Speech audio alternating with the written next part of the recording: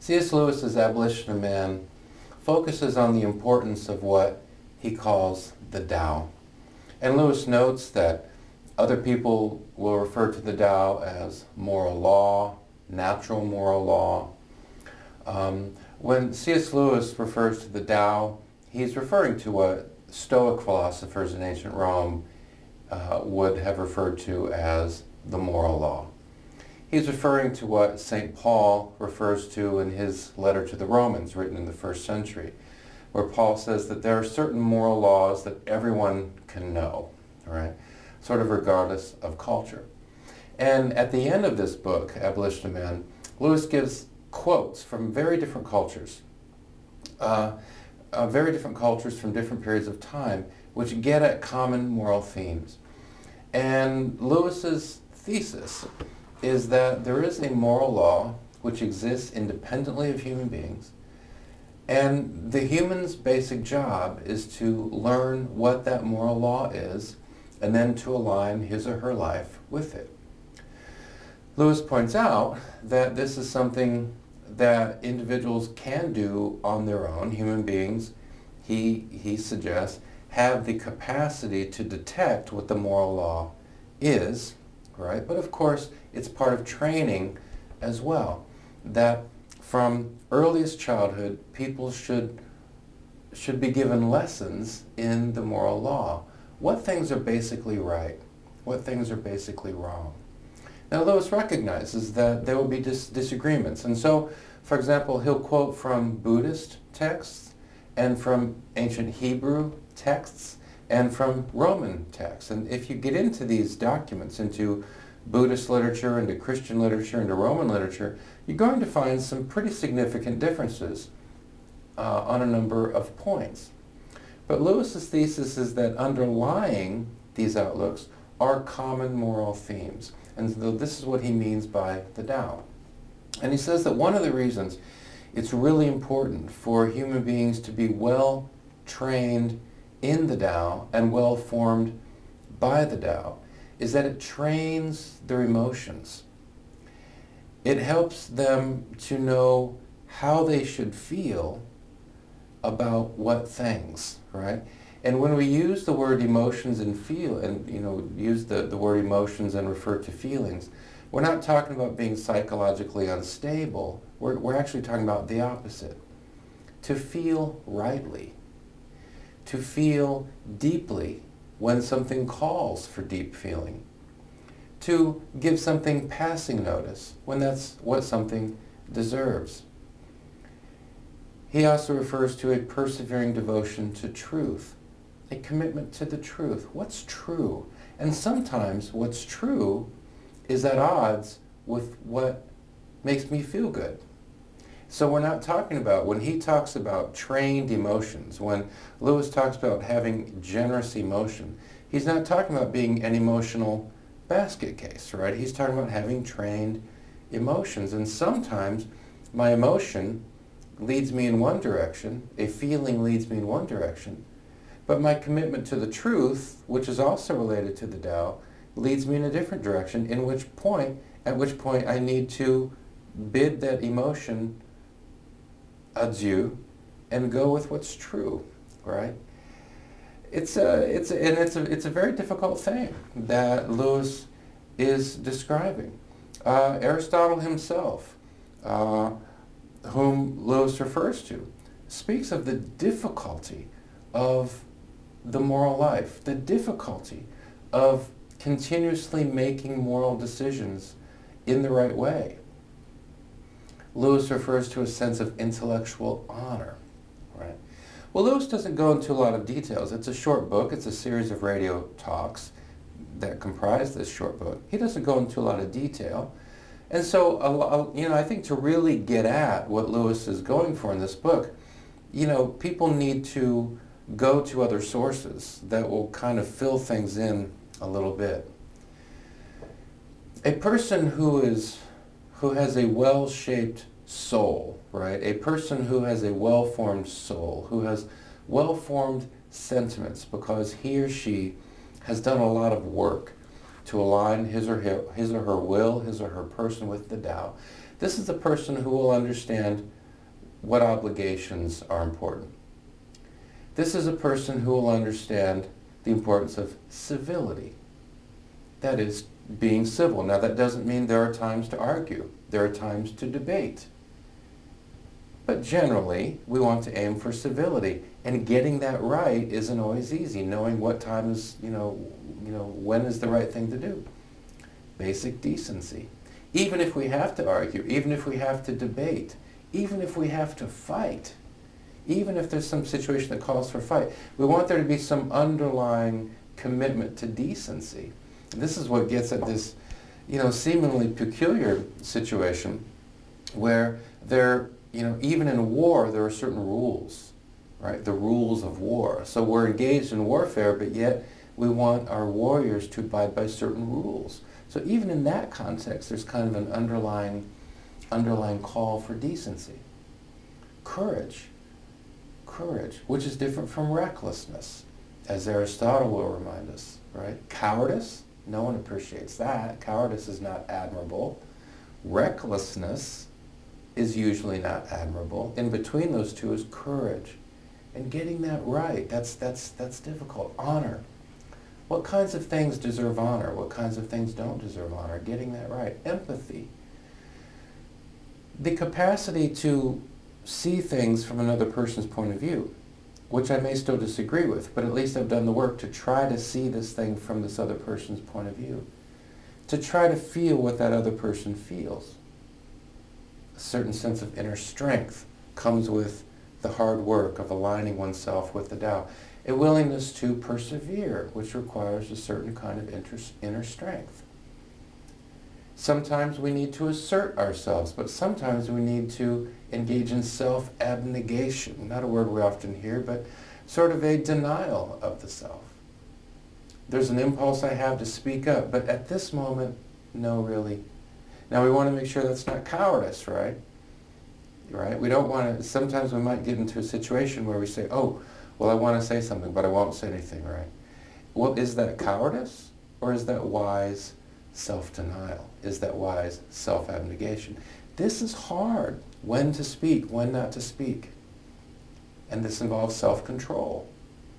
Those thoughts that come to the mind, those thoughts that are quick to the tongue, oh, but self-control is so important. And then are we trustworthy people? Someone whose life, who has put a lot of time and effort into aligning his or her life with the Tao, right? This is a trustworthy person. Not a perfect person, but a trustworthy person, a basically trustworthy person. And Lewis talks about the work of the intellect, ideas, thoughts, logic, reason, impulse, right? And sometimes, sometimes the immediate impulses, sometimes immediate feelings, that gives us important information. But we recognize at the same time we don't always want to act on impulse. Sometimes we need to shut the impulse down and think about it. And in between intellect and impulse comes this well-formed sentiment. This well-formed sentiment. Well, what do I do with these thoughts? What's the best way of acting on these thoughts? What do I do with this impulse? What's the best way of acting on this impulse? Well, all of this might seem very vague, right? Which is why it's so important to read sources and to be familiar with, to gain familiarity with sources that are linked to what Lewis refers to as the Tao, and we'll look at some of these sources as we go. Here's a passage in Ecclesiastes which we won't read, but basically the theme of this passage is that different moments in life call for different responses. Sometimes there's a time to weep, sometimes there's a time to cry. Sometimes there's a time to love, sometimes there's a time to hate, right? What things really merit hate, right? Now there will be disputes about that. But there are some things that I think really merit hate, right? Evil inflicted by one group on another. Yeah, there's a kind of hate that I think that deserves. We want to be careful about hating people, but hating actions, but that's hard. That's why we have to do the work of the Tao, right? So the person who can nail this, the person who can get it right, on every occasion. Aristotle makes a similar point, Life brings us different things, different contexts. Man, and getting it right every time, getting the moral response right every time, that's hard. That takes a lot of work. We need to start on that from earliest childhood. This is why education and training is so important. In Lois Lowry's book, The Giver, we have an example of a community that clearly is cut off from the Tao, from understandings of basic right and basic wrong. It's a very safe community. It's a very placid community. It's a community without real struggle. It's a community without complication. It's a community that doesn't want people to be bothered. And in all of those respects, there's something attractive about it. And yet, any thinking person would not want to live in such a community. Not in this world. We won't read this quote here, but what this quote is getting to is really, I think, one of the, perhaps the most striking passage in this novel, where we read about a man who the information we've been given before we come to this passage seems like a nice guy, almost seems like a caring guy, and in some ways perhaps he is a caring guy. But what this passage is about is this man basically murdering a newborn. One of the things that bothers people in this community is identical twins. Well, we don't want identical twins. That bothers us to have people that look just alike. So we're going to eliminate one. And the way we determine this is by weighing them. And of the twins, the one that weighs the least is designated for elimination. And that's what this passage describes, where this man basically murders a newborn baby. And then so casually puts the body into a carton and basically sends the carton into a garbage chute, saying, "Bye-bye, little guy." And then he goes home and carries on. Evil, evil. The murder of a newborn baby, right? It's evil. What we see at work in this novel, certainly in the first portion where we're reading about what this community is like, is a community where people are completely cut off from the requirements of the Tao, This baby is not a threat to this community. There's no starvation in this community. We don't have to make extremely difficult choices. We can understand if we're in extreme situations of extreme famine or something like that, and there really is only so much food to go around, then maybe we can have these kinds of conversations under very extreme circumstances. But why did this baby get killed? Only because identical twins bother people. To prevent people from being bothered, we're going to murder this baby. By what traditional moral system is that okay? Right? So here we see a community that is completely cut off from what Lewis calls the Tao. And I think most of us would agree that it's a pretty awful place. And so fortunately, in the latter part of the book, we see this boy Jonas, who has gotten insight into what a terrible community it is, and so he's going to act. In another book, a very different book, a book of political philosophy by J.S. Mill on liberty, the writer describes a person who refuses to be a conformist. So if in The Giver we see a community that is highly conformist, that is purely conformist, except for this boy Jonas, who now is becoming an individual, and now he's going to go do something, right, to challenge the reality of this community. So we see an individual sort of taking shape in the latter part of The Giver. This book here, J.S. Mill, in this work of political philosophy, is encouraging people to be like Jonas, right? To be their own people, to take possession of their own minds, right? To take possession of their own souls, and I'm using that word in the classical Greek sense, right? The animating force of a life. Not to be compressed, not to allow ourselves to be compressed by society. Of course, we're communal beings. We live in a community. We want to have well-functioning communities, but we don't want to surrender our minds and our souls to the herd. This is what J.S. Mill is writing about. So here's a great quote. He who lets the world or his own portion of it, and he uses the masculine pronoun, which is very common until recent times, but J.S. Mill certainly does mean men and women. He who lets the world or his own portion of it choose his plan of life for him has no need of any other faculty than the ape-like one of imitation. So people who just let other people make decisions for them, well, this is what we see in The Giver, right? Yeah, I mean, kids in that community in The Giver, they don't have any choice. They don't have conversations about what do you want to do when you grow up.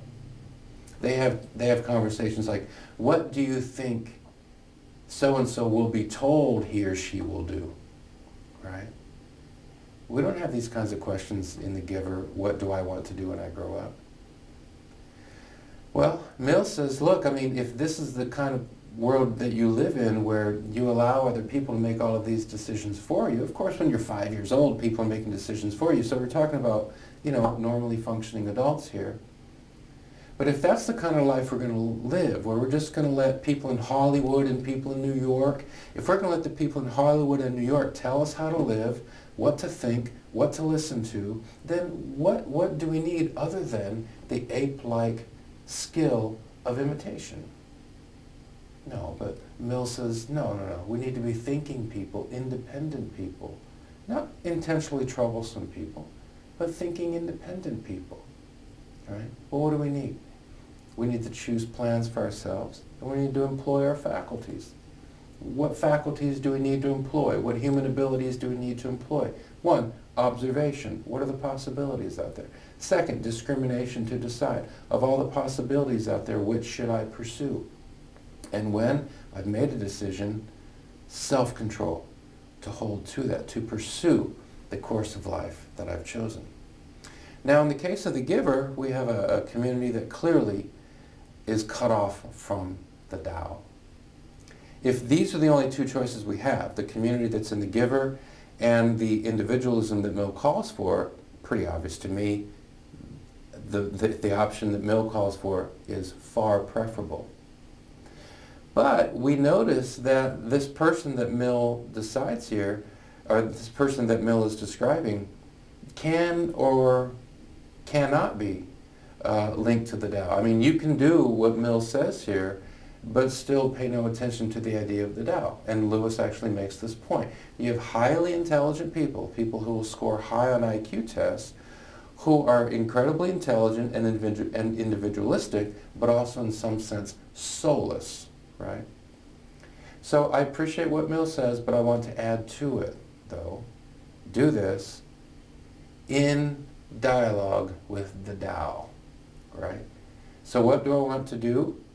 What does the Tao require? And the reason I want to do that is because if I align myself with the Tao to the extent possible, then my life will be better. I mean, there's the payoff, right? There's the payoff. At least this is the traditional idea. If there is such a thing as a natural law that exists independently of human beings, then it's a good idea for me to align myself with it because it will make my life better. So I like what Mill says here, but I want to add to it that I want to do this in dialogue with the Tao. Lewis describes in Abolition of Man people who are purely impulsive, who are just weak. They're weaklings, they're cowards, right? And we see this in Shusaku Endo's novel, Silence. And we have the character Kichijiro. Kichijiro calls himself a coward, right? Kichijiro calls himself a coward. Now I have to say that, initially in my first couple readings of this novel, I did not like Kichijiro because I saw him as a coward. As readings went on, as I read the book a couple times more, I actually did come to appreciate Kichijiro because even though he is a coward, and even though his cowardice causes trouble for other people, he nevertheless keeps coming back and keeps coming back and keeps coming back. This book is about the intense persecution of Christians in Japan in the 1600s. Kichijiro is a Christian, but then he renounces Christianity to avoid persecution. And then he'll even tell the authorities where other Christians are, right? But then he'll keep coming back. And so, At first I didn't like Kichijiro at all, but I have come to the view that I appreciate that he does show, although he is a coward, he does show a kind of courage in that he does continually come back. So he's a bit of a complicated character, but it does seem that he does kind of fit the description that Lewis gives us in his book of a person who acts on impulse, and does not have a well-shaped soul. Although again, given the context of this book and the intensity of the persecution, I don't want to be casually critical. I'm not sure at all that my own response would be any better than Kichijiro's. I hope it would be, but I'm not sure of that. Kichijiro relates to Father Rodriguez in this novel that he has betrayed the priest, Father Rodriguez. He says, in this world are the strong and the weak. The strong never yield to torture. And we read about that in this novel. Some of these Japanese Christians who don't give in. And they endure tremendous agony as a result, but they don't give in, and they're very strong. And these, Kichijiro says, go to paradise. But what about those like myself who are born weak, right? Well, again, as I said, I'm willing these days to cut Kichijiro some slack. But there are these characters who act on impulse. And in acting on impulse, they do cause trouble for other people, and there's no question that Kichijiro did this. In the novel Silence, there's Father Rodriguez, who is presented with an incredible dilemma. If the suffering were directed only at him, well then I think he would have stood up to it, right? If the question was, or if the issue was, Father Rodriguez, you can renounce Christianity, or you can endure tremendous suffering, tremendous torture on the way to death, I'm confident Father Rodriguez would have stood his ground and faced what was to come. But the dilemma he actually faces is that if he does not renounce Christ, then other people will suffer. What's the right thing to do in that case? And here, I think Father Rodriguez is tied into the Tao. This is a tough call. What's the right thing to do? What's the right thing to do? On the one hand, the Gospels, which Father Rodriguez will know, say, Jesus says, if you deny me, or if you deny me before all men, I will deny you. He who loves father, brother, mother more than me is not worthy of me. So we have these statements from the Gospels, right? We also have the statement from the Gospels that the greatest act of love is to save another person's life. You surrender your own life for the sake of another. In this case, Father Rodriguez loses his life as a priest. He loses his status as a priest. He renounces Christ for the sake of saving other people. Now, you're going to have people who have different opinions about this. This is a serious moral dilemma that Father Rodriguez faces. And I think any person who's tied into the Tao would see this. I mean, anyone who would casually criticize Father Rodriguez for making the decision he makes, I don't think that person's really tied into the Tao. This is tough stuff, right? This decision that Father Rodriguez has to make. Speaking to Father Rodriguez, someone says that sin is for one man to walk brutally over the life of another and to be quite oblivious of the wounds he has left behind. Father, referring to Father Rodriguez, sometimes courage only causes trouble for other people. We call that blind courage, and many of the priests forget that they're only causing trouble to the Japanese. What's the compassionate thing to do? What's the courageous thing to do? What's the moral thing to do? Well, Father Rodriguez makes his choice, an excruciating choice, a difficult choice. And at the end of the novel, which we won't talk about, he begins to see this choice in a new light. But the simple point being that if we can, I think, safely say Kichijiro is not a person who's tied into the Tao, right? He feels deeply in some ways. There are these feelings, but he's impulsive and he acts on impulse, and he's cowardly and he causes trouble for other people. Again, I'm reluctant to criticize him too much, but these are descriptions he gives of himself. So I think we could say Kichijiro not so much tied into the Tao. Father Rodriguez, yeah, I think so. He sees the difficulty of this decision. I don't think anyone can call him a coward. No, I think he can be called courageous and compassionate. People have different opinions. Lewis's point is that the discussion about the decision Rodriguez makes takes place in reference to the Tao, right? That the moral requirements of the Tao are at work here, and sometimes what those requirements are in different contexts aren't completely clear, and so there will be disagreements. In the play King Lear, we see a character who clearly is not tied into the Tao. This would be the character Gloucester.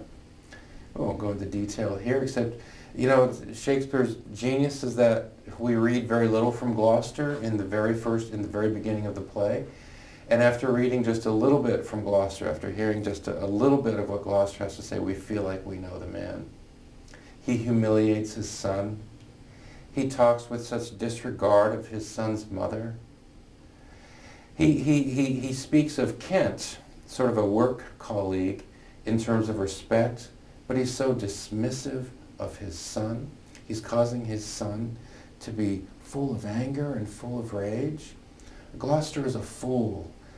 He's blind. He's morally blind. Later in the play, Gloucester will have his eyes ripped out, and then someone wants to lead Gloucester on his way. And Gloucester says, I have no eyes. This is not an exact quote, but I have no eyes, I have no way. And this is a direct quote, I stumbled when I saw. When I had eyes, I couldn't see. I was morally blind.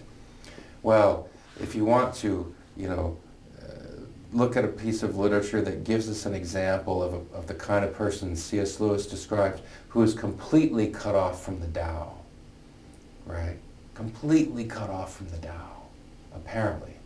Gloucester fits that bill. The way he talks about his son's mother, the way he talks about his son, completely cut off from the Tao. But King Lear gives us an example of someone who I think is tied into the Tao, a person who does know about honor, a person who does know about decency, right? And this would be the character Cordelia. And like all human beings, Cordelia is not perfect. We can critique some of the things that Cordelia says, or maybe the way she approaches the problem that arises in the first part of this play. We won't get into what that is here, but I think if we want to see an example of a character in literature who does seem to be tied into the Tao, as Lewis says, I think Cordelia would be a good example. Cordelia, very early on in the play, right at the beginning of the play, is given an opportunity to sort of join a competition, really, where she'll get part of her father's kingdom. She's the daughter of the king, and the king is going to divide up his kingdom among his daughters, but before he divides up the kingdom, his daughters have to tell him how much they love him. And Cordelia's two sisters go over the top with all kinds of crazy stuff, and both of them are actually not good women, not well tied into the Tao. Cordelia is. And Cordelia refuses to play this game. Sometimes there's this time to speak, sometimes there's a time to shut up. Sometimes there's a time to assert the self, sometimes there's a time to deny the self. Sometimes there's a time to play along, sometimes it's time not to play along. And we actually see this in the play as Cordelia's two sisters are telling King Lear all sorts of nonsense. Cordelia is carrying on an internal dialogue. What should I do? What should I say? And when her time comes, she says, unhappy that I am, I cannot heave my heart into my mouth. I'm not going to make up a bunch of stuff, Dad, to make you happy so that you'll give me part of the kingdom. I love your majesty according to my bonds, no more nor less. And now that sounds a little cold-blooded, right? And maybe we could critique Cordelia for coming across as a little cold, as a little too blunt.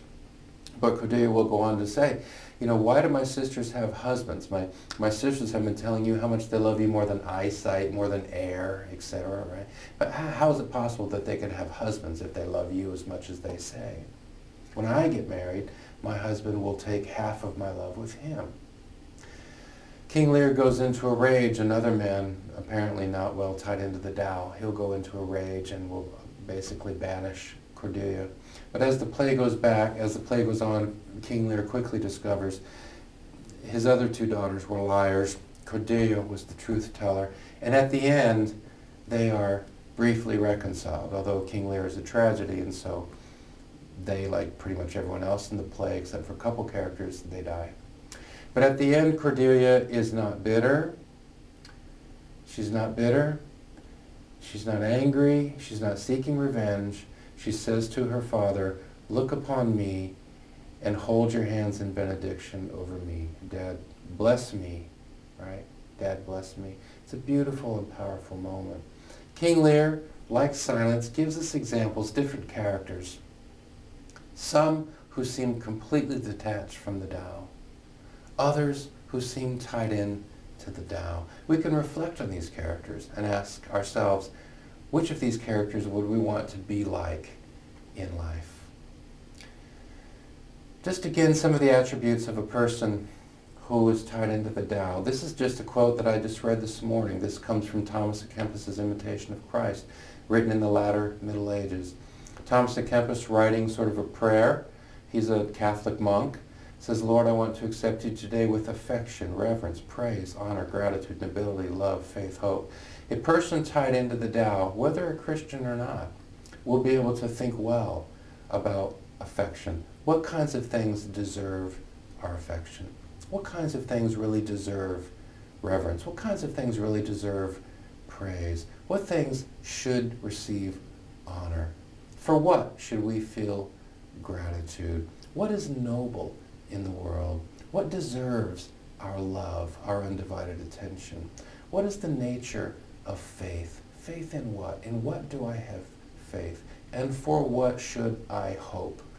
A person who is well attached to the Tao, who is working hard to align his or her life with the Tao, will be able to think well about these things. What kinds of things deserve reverence and what kinds of things do not? I also read this morning, the Dhammapada, Buddhist text. There's a reference to a wise man, but it applies to men and women, a wise person. What are the characteristics of a person who is wise, as opposed to a person who is foolish? A foolish person is not struggling to attach his or her life to the requirements of the Tao. An unmannerly person, that is a person of bad manners. We all make mistakes. We all make faux pas, right? We all say things that we wish we had said in a different way or had not said. We all make mistakes. But a person who regularly acts in an unmannerly way, that person is not doing the hard work of attaching his or her life to the Tao. What are the characteristics of a good friend? Of a real good friend, right? What are the characteristics of such people? What are the characteristics of those who have wise control of themselves, right? People who have control of themselves, and that demonstrates a certain kind of wisdom. Another passage that I love comes from St. Paul's letter to the Philippians.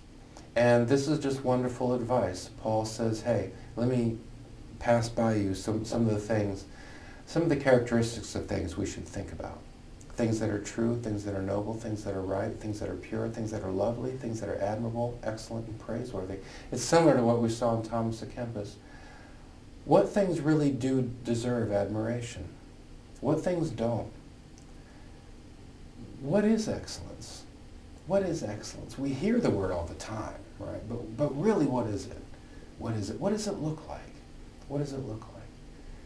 If a 10-year-old kid asked us, what is excellence, right? What would we say to that 10-year-old? And I hope that adults are talking to 10-year-olds about things that are excellent, things that are admirable, things that are praiseworthy, right? Doing that work of attaching ourselves to the Tao. Socrates in Plato's Apology, Plato, who is Socrates' student, Plato records what his teacher Socrates said at his trial. And this great question that Socrates asked those who put him on trial. Socrates was bothering people with his teaching, and leaders in the city of Athens are saying, Socrates, look, you need to stop teaching, right? And if you're not going to stop teaching, then you need to drink poison and die, right? And Socrates asked this powerful question, will you not spend thought or care on wisdom and truth and the perfecting of your soul? That classical Greek sense of the word soul, the animating force of a life. Won't you spend thought or care on wisdom and truth and the perfecting of your soul? You know what the sad answer to that question is? In Socrates' day, the sad answer is no, that most people will not. Because spending time, spending thought, spending care on the pursuit of wisdom, truth, and the perfection of the soul, that's hard, that takes work. Most people aren't willing to do it. It's sad. I wish it weren't true, but after 22 years of teaching, I have to say the answer to this question for most people is no. The answer to this question for most people is no. And so I'm appealing to that number out there, to that minority out there, who will say, yeah, I want to do this. This is how I want to spend my life. Whatever kind of job I have, whatever country I'm living in, whatever language I'm operating in, this is how I want to spend my life, right? Spending thought and care on the pursuit of wisdom, on the pursuit of truth, and on the perfection of the animating force of my life. And to wrap it up, there are a number of places people can go to learn about the Tao, what C.S. Lewis calls the Tao. There are a lot of sources. These are just a few. In the Hebrew Scriptures, in the Christian Old Testament, there's a book called Proverbs, which points us to the Tao, to certain moral truths that just apply around the world, whatever culture you're in. Here are some basic moral truths that are useful to everyone. The New Testament, of course, is full of ethical writing, moral writing. Truths about the Tao are there, whether a person is a Christian or not. All right? This is obviously Christian literature in the New Testament, but whether a person is a Christian or not, the Tao, the teaching of the Tao is there. The writings of the Roman philosopher Seneca. He was what's called a Stoic philosopher. There's stuff Seneca says I disagree with, but I can see in Seneca's work the Tao is at work. Another Roman philosopher named Epictetus. Yeah, Epictetus says some things I disagree with, but I can see that the Tao is at work. He's passing along certain moral ideas that are just universally true, right? Aristotle's Ethics, going back in time a little bit, back to classical Athens. Aristotle, the student of Plato, right? Aristotle's Ethics. I don't know that I would recommend, when it comes to the question of the Tao, I don't know that the entire ethics is related to that, but certainly the core themes of Aristotle's Ethics, yes, I would very much recommend that. The Dhammapada, which is a Buddhist text, and I'm not a Buddhist, and I think as a complete philosophy of life, my own view is that Buddhism is lacking, right? And so, I don't advocate, the adoption of Buddhist philosophy as a complete way of life.